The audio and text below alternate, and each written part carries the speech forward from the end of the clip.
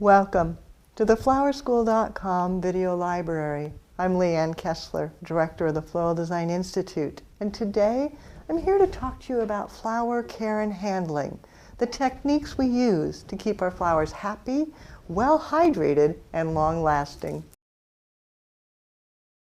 It's so exciting when I receive a box of flowers. I'm like a little kid in a candy store, ripping them open, but I stop and I kind of pay attention. When I open the box, is it cold inside? It means that my flowers have been protected during shipment. If they're warm inside, they might not be as good. So I look at that, then I quickly get everything out of the box, because the longer it sits in the box, the more that heat can build up and then shorten their life.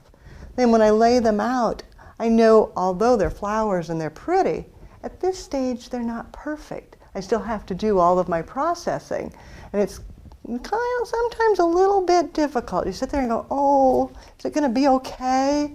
Because you come in and you go, oh, my Dusty Miller looks sad. Oh. And then I look at the stalk and I go, ooh, it's kind of mushy, got a bloom. But this is perfectly normal. All these flowers are just really thirsty. So let me show you the techniques I use to take these flowers that are so thirsty and then let them drink and rehydrate. So I have those absolutely fabulous flowers that you like to see in our videos.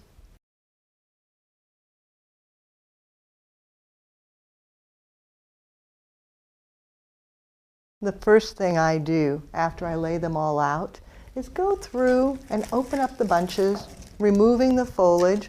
Now some things like the gerberas, there's really no foliage. So I just open them, lay them out, look at their necks. See how droopy?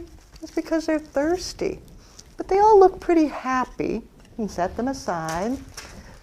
The dahlias, a little bit more foliage here. Opening out the bag, removing all the plastic, and then undoing the band so that they've got breathing room. Pulling them apart gently. And then I want to remove some of the foliage, leaving the laterals, setting them aside. And as I do this, I'm inspecting, looking to make sure everything's in good condition, no damage. Things like the Dusty Miller, that is the foliage, so I don't really want to remove it all, but I'll go through, undo the band, loosen it a bit, shaking it, and then look for the damaged, removing that lower portion, just getting it cleaned up a bit. Shaking it out. Not worrying too much about the fact that it's limp here, where it's thirsty, but more just making sure my stems are clean down on the bottom. Getting that ready. Going through. Again, removing the sleeves. Undoing the rubber bands. Rubber bands hold the bunches together, but it also helps prevent it from drinking fully. So you want to get that out of there. Remove bad foliage, inspect. There's a broken one, removing it, and there. There's always going to be a few broken heads, so you just want to remove them, shake it, let it breathe.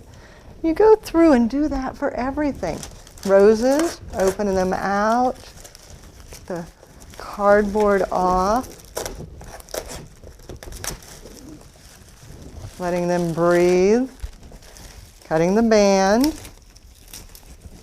and then once again, removing that lower foliage. So this is consistent with everything.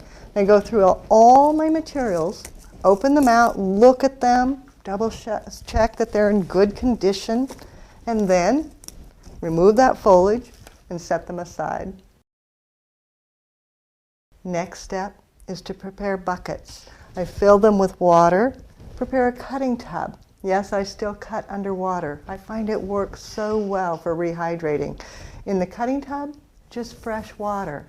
In the buckets, water mixed with flower food. The flower food has an antibacteria in it to keep the water fresh longer, a wetting agent to make it a little more acidic so they'll drink better, and a food so that they keep fed. I've got all my buckets ready, my cutting tub ready, my flowers stripped, then it's time to prepare. The bunches with the foliage removed Just hold them in the water and remove at least 2 inches from the bottom.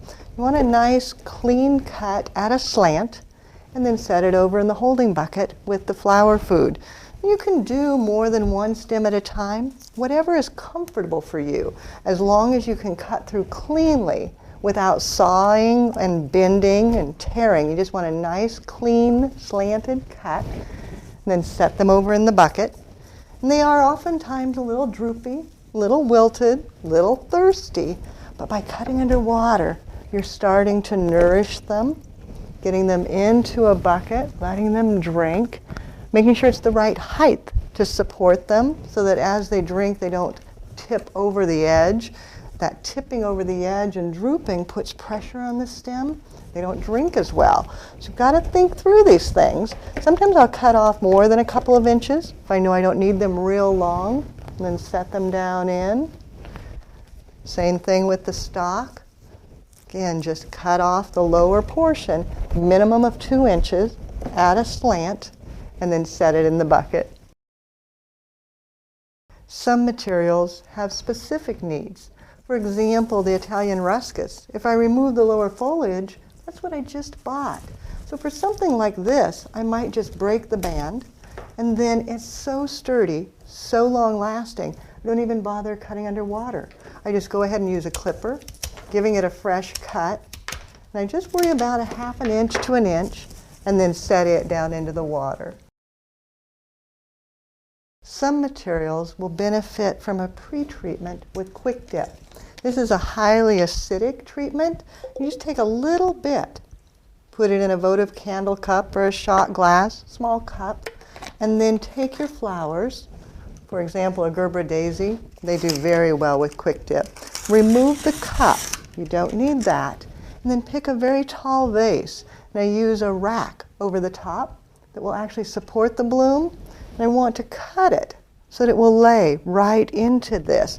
So I give it a cut underwater, removing a portion of the stem, then quick dip it, bring it over and set it into the vase, letting the head rest right on the grid. And you do that with all of the Gerberas, and what it'll do is support that neck as it's hydrating so you don't have that bent neck. So again, it's cut, quick dip, let it set down in, and then let it drink overnight. Roses also benefit. Cut off at least 2 inches, quick dip, set it into a vessel. Garden roses, oh, they truly benefit. So cutting off 2 inches, quick dip, in it goes. The Dusty Miller, when I showed you how limp it was, go ahead, take and give it a cut underwater, then dipping it, setting it down into a vase of water. It allows them all to drink so much more fully, so that in 24 hours, they'll be full and voluptuous. Woodier stems, like waxflower or heather, they actually do well just to break them. You don't even need to cut them underwater. Just give it a tear, get rid of the leftover stuff, and then set it down in a bucket. Now, you don't want to break and then set it on your table, because it's starting to want a drink as soon as you break it. You break it, and you set it right into the water. This would go for any really woody item. Just break and drop in the bucket. Dahlias are a very unique bloom, and they have unique needs. They actually do best if you treat them with boiling water. So get very, very, very hot water and fill a vessel just about 2 inches, not real deep. So about 2 inches of boiling water. Then you take each stem, give it a cut, quick dip it, and set it down in. And they will drink that boiling water. So amazing. It rehydrates them, revives them, makes them absolutely fabulous. But you have to leave them overnight and just let the water cool to room temperature all on its own, and they'll be perky and perfect tomorrow morning. Now that everything has been prepared, I wait for it to hydrate. And for hydration, you want to wait an absolute minimum of 2 hours, but I try to leave it overnight. So I usually process things one day and then work with them the next day. So today, we're going to stop filming now. Leave all of these things on my table, just walk away, go out to dinner, and then tomorrow we'll come back and take a look at them. Now it's interesting because just in the little bit of time spent filming, they're already starting to hydrate and look so much nicer. But I know tomorrow it's going to be even better. Now there are those of you that are going, but she didn't remove the guard petals. Don't worry about that. I don't take off damaged petals at this stage. I just pull off broken stems, broken foliage, give them a cut, treat them with their care and handling needs, set them into preservative water, and then wait. So I'll see you all tomorrow. Good morning. We're back. And it actually hasn't even been a full 24 hours. It's been 21 hours since I walked away from the table and just left all the flowers. Now as I come back, everything is absolutely gorgeous. The feverfew and chamomile, lush, perky, just the way we want it. The dusty miller, remember how limp that was? There's no limpness any longer. It's absolutely perfect. The roses, look how well they've opened out. The garden roses, starting to open. I could blow them, open them a little more. They are really looking fabulous. At this point, I could pull off any damaged guard petals, anything with spots, and then leave the rest. The beautiful white, very fleshy, starting to open out. Again, removing a little bit of the damaged, leaving the rest. Spray roses, looking perky and fabulous. Even their leaves are nice and strong now. Let's take a look at the stalk. Remember how limp that was?